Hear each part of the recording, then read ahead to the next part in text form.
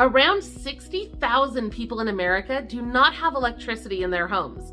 Not because it's been shut off or because they've chosen to live off-grid, but because they were never connected to the electricity grid in the first place. Isn't that insane? I'm Nicole from Low Income Relief, where we help millions of people save money and get free stuff.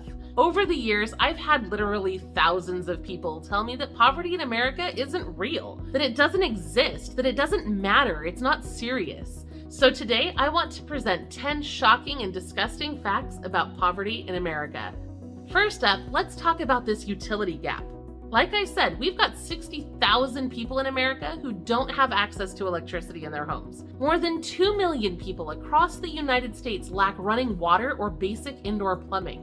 That's more than an inconvenience. That's a huge safety and sanitation problem that affects a significant amount of people. Overall, there are around 40 million Americans who live below the official poverty line.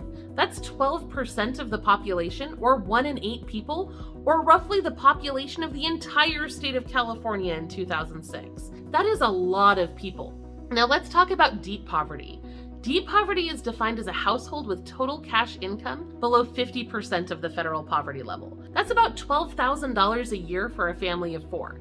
About 5% of the total American population lives in deep poverty, and about half of the people experiencing this are children. In 2016, over 8% of all children in the United States lived in deep poverty. Oh, and by the way, you should know our government uses some really bizarre math to calculate the poverty rate. The official poverty measure was created in the early 1960s, when President Johnson declared a war on poverty. It is based on the minimum food costs in 1963, multiplied by 3 and then adjusted for inflation to today's prices. It doesn't account for any other rising costs such as rent. And speaking of rent, a lot of people can't afford that either. Homelessness affects nearly 1 in 500 Americans. Many people have resorted to living in their vehicles. Some have started converting school buses and vans into tiny homes because they can't afford traditional housing. According to Sarah Rankin, director of the Homeless Rights Advocacy Project at Seattle University, vehicle residency is one of the fastest growing forms of homelessness. It's hard to measure exactly how many people are living in their vehicles, but we do know that more than 500,000 people are homeless across America on any given night. In January 2019, the Federal Department of Housing and Urban Development completed their annual survey where they count the homeless people in America. They counted 567,715 people.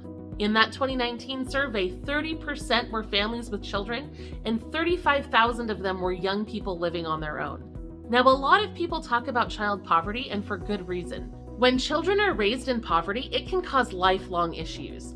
According to the American Academy of Family Physicians, mental illness, chronic health conditions, and substance abuse disorders are all more prevalent in populations with low income. Poor nutrition, toxic exposures such as lead, and elevated levels of the stress hormone cortisol are all factors associated with poverty that can have a lasting effect on children, beginning before birth and continuing after birth. The AAFP report continues to explain that the more years a child spends in poverty, the more dysregulated their cardiovascular system will become, and the more it will affect them for the rest of their lives.